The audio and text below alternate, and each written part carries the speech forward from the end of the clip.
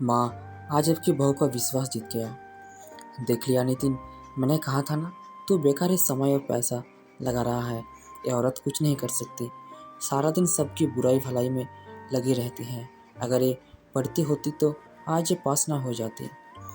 तुझे तो हमारी बात गलत लगती थी। और जब सोनाली का सरकारी परीक्षा का रिजल्ट आया जिसमें वो पास ना हो सकी थी, तो उसकी सास सुमित्रा जी ने उसे और नितिन को ताने देने शुरू कर दिए।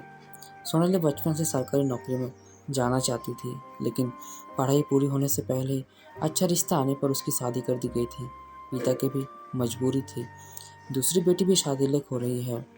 शादी के बाद सोनाली की पढ़ाई की इच्छा देख नितिन ने उसे पढ़ाई पूरी करने के लिए प्रोत्साहित किया। सासू माँ ने साफ कह दिया कि मुझसे किसी तरह की कोई उम्मीद मत रखना। खैर, सोनाली पर तो पढ़ाई का जुनून था। वो दिन भर काम करती और जब समय मिलता तो सारा धन पढ़ाई पर लगा देती। सासू माँ भी पक्की थी, जानबूझकर सोनाली को एक काम खत्म होने से पहले दूसरा तैयार रखती, जिससे वो पढ़ाई ना कर सके और मजबूरी में कुछ काम उन्हें करने पड़े। और नितिन के सामने सुमित्रा जी ऐसे दिखाती जैसे वो सोनाली को पूरा दिन कुछ काम ना करने को देती हो। अब ग्रेजुएशन तो थोड़ा कम ज़्यादा करके पास हो गया, लेकिन सोनाली जानती थी कि सरकारी नौकरी की परीक्षा इस तरह पास न हो पाएगी। नितिन उसे हिम्मत देता, तुम पूरा ध्यान पढ़ाई पर लगाओ, मैं हूं ना, सब संभाल लूँगा। अब तक घर में देवरानी भी आ गई थी, लेकिन सासू माँ ने अभी भी सोनाली को पढ़ने का समय नहीं दिया, बल्कि रोज़ ऑफिस से वापस आने पर नितिन से यही कहती कि दिन भर पढ़ती नहीं और रात को तुमसे हम सबकी बुराई करने में लगी रहती है। इसको पढ़ना तो नहीं, पैसे बर्बाद करना है बस। आज जब रिजल्ट में सोनाली का नाम नहीं आया तो सासू माँ ने भी नितिन से यही सब कहा। आज तो नितिन को भी गुस्सा आ गया। उसे अपनी माँ की बात सही लगी, क्योंकि कभी कभी तो सोनाली अपनी परेशानी उसको बता ही थी। कुछ दिन बाद दोनों भाई के आपस में झगड़े में सास ससुर ने नितिन और सोनाली को घर से बेदखल कर दिया। सुमित्रा जी का ये भी सोचना था कि जब अकेले रहेगा और सारी जिम्मेदारी सिर पर पड़ेगी तो पढ़ाई का सारा भूत उतर जाएगा, इसलिए उन्होंने उन दोनों को घर से अलग कर दिया। इसके उलट अलग होते ही सोनाली ने अपने हिसाब से घर के सारे काम मैनेज किए और पढ़ाई का समय निकालने लगी और फिर से परीक्षा दी। जिस दिन रिजल्ट आना था, नितिन घर से चला गया। पास तो तुम्हें होना ही है, मेरे सामने रोने का नाटक लेकर बैठ जाओगी, इसलिए मैं घर से ही चला जाता हूँ, शाम को आऊँगा। पति की इस बेरुखी से सोनाली बहुत उदास थी। उसका भी मन नहीं हो रहा था रिजल्ट देखने का, फिर भी उसने थोड़ी देर बाद रिजल्ट खोल ही लिया। स्क्रीन पर सोनाली का नाम के साथ पास लिखा था, जिसे देखकर उसकी आंखों से खुशी का आंसू बहने लगे।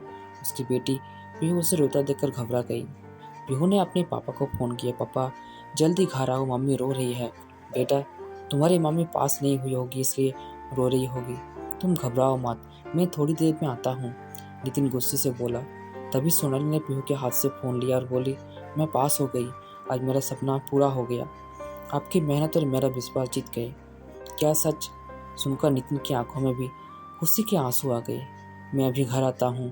थोड़ी देर में नितिन घर आया, साथ में मिठाई का डिब्बा भी था। आते ही नितिन ने सोनाली को गले लगा लिया। आज तुमने मेरी इज्जत रख ली, मैं तो उम्मीद ही छोड़ चुका था, ये तुम्हारा ही विश्वास था जो जीत गया। आज सोनाली के जीवन का सबसे खुशनुमा पल था। इस पल को वो जीना चाहती थी, नितिन के प्यार और विश्वास के साथ। नितिन ने अपनी माँ को फ़ोन किया, माँ, आज सोनाली सरकारी अफसर बन गए हैं। हर समय बुराई भलाई में लगी रहने वाली सोनाली का विश्वास आज जीत गया। अब मुझे समझ आ गया कि कौन सच बोल रहा था। आपके ऊपर विश्वास करके मैंने उसके साथ बहुत गलत किया। शायद उसके 2 साल खराब ना होते, लेकिन कोई बात नहीं, उसने वो कर दिखाया जो अब सबके लिए असंभव था। सालों पहले मैंने सोनाली पर जो विश्वास किया था, जिसे अपने डिगा दिया था, वो विश्वास आज जीत गया। सुमित्रा जी के पास आज बोलने को कुछ नहीं था।